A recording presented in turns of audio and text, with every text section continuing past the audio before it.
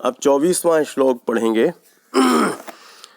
अच्छेद्योयम अदाह्योयम अक्लेद्योय अशोस्य एव च नित्यः सर्वगतः स्थाणु रचलोयम सनातनः।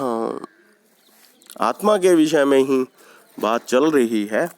वह आत्मा किस प्रकार का है, क्यों उसको अग्नि जला नहीं सकती, जल गला नहीं सकता, शस्त्र काट नहीं सकते, वायु सुखा नहीं सकता, तो उसके हेतु बता रहे हैं, उसके कारण बता रहे हैं। उनकी शक्ति भी इस आत्मा पर नहीं चलती है।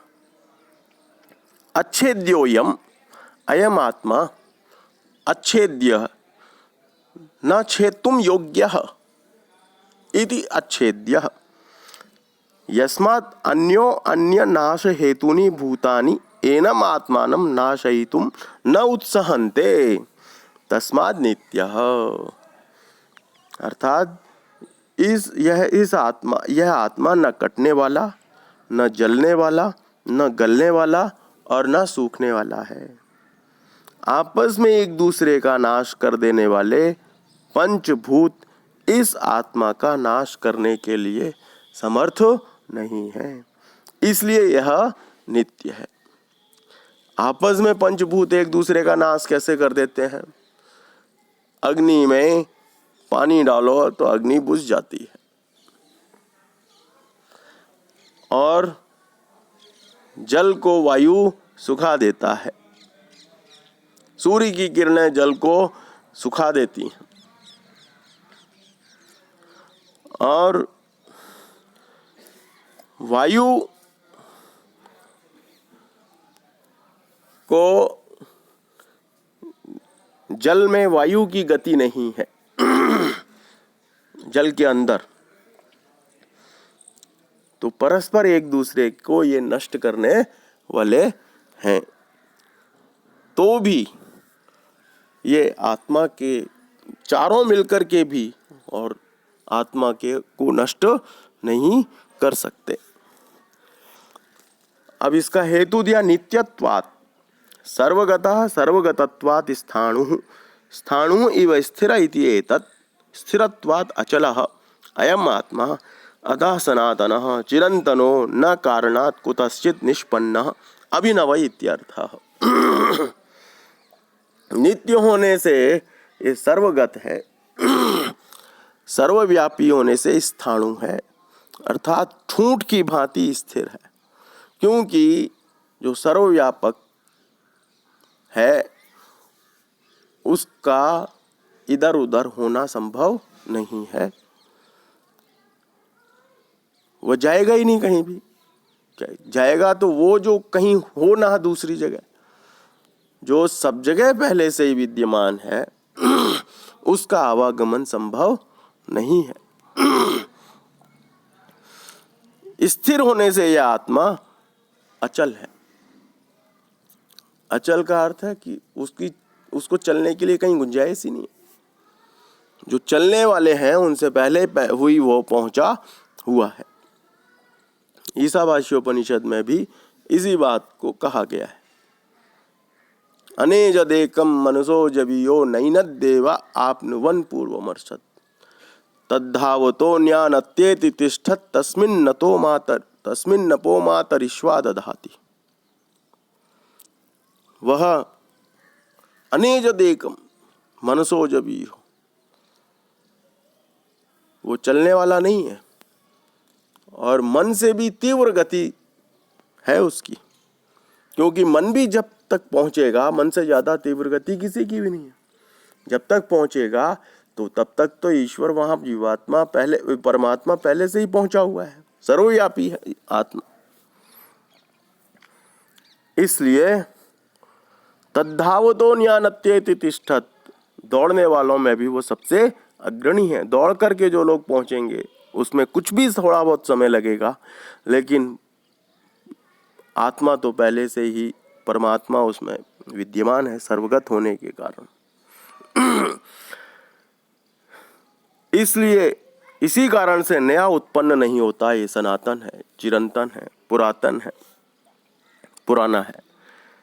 इन श्लोकों में पुनरुक्ति के दोष का आरोप भी लग सकता है, तो आचार्य शंकर कहते हैं नहीं लगाना चाहिए, क्योंकि न जायते म्रियते वा, इस एक श्लोक के द्वारा ये आत्मा की नित्यता और निर्विकारता तो कह दी गई है। फिर आत्मा के विषय में जो भी कुछ कहा जाए वह इस श्लोक के अर्थ से अतिरिक्त तो नहीं है। कोई शब्द से पुनरुक्त है और कोई अर्थ से पुनरुक्त है। न एतेषां श्लोकानां पौनरुक्त्यं चोदनीयं यदेकेन एव श्लोकेन आत्मनो नित्यत्वम् अविक्रियत्वं च उक्तम्। न जायते म्रियते वा इत्यादिना तत्र यद एव आत्मविषयं किंचिद उच्यते तद एतस्मात् श्लोकार्थात् न अतिरिच्यते। किंचित शब्दतः पुनरुक्तम किंचित अर्थतः एव इति।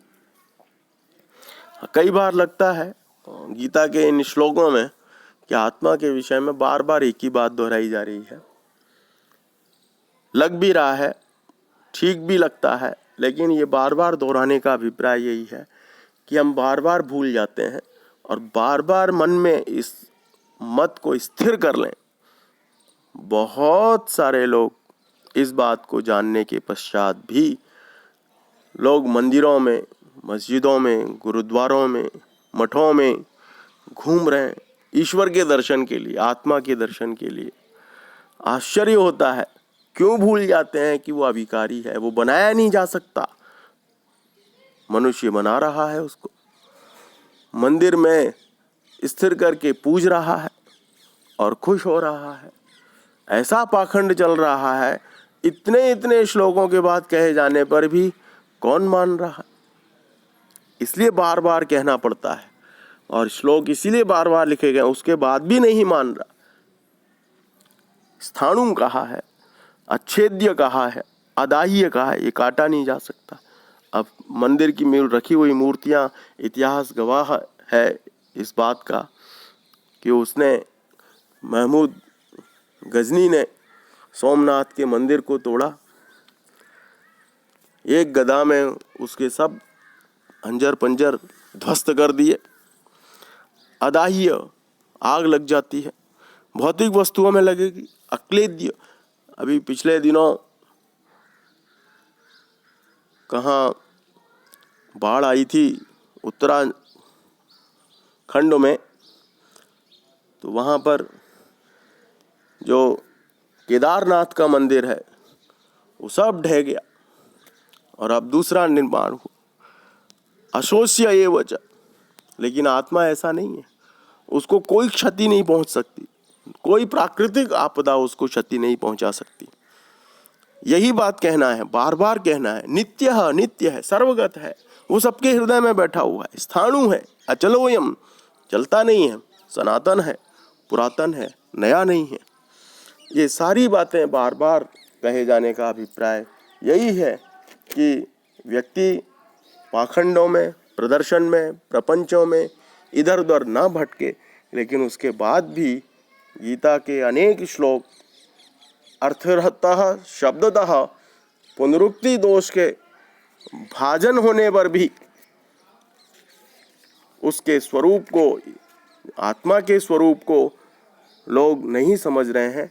और गीता बार बार कई प्रकार के शब्दों का प्रयोग करके, कई श्लोकों को लिखकर, बताकर लोग प्रयास कर रहे हैं, लेकिन फिर भी लोगों को समझ में नहीं आती है। ठीक है, आज के लिए इतना ही पर्याप्त है।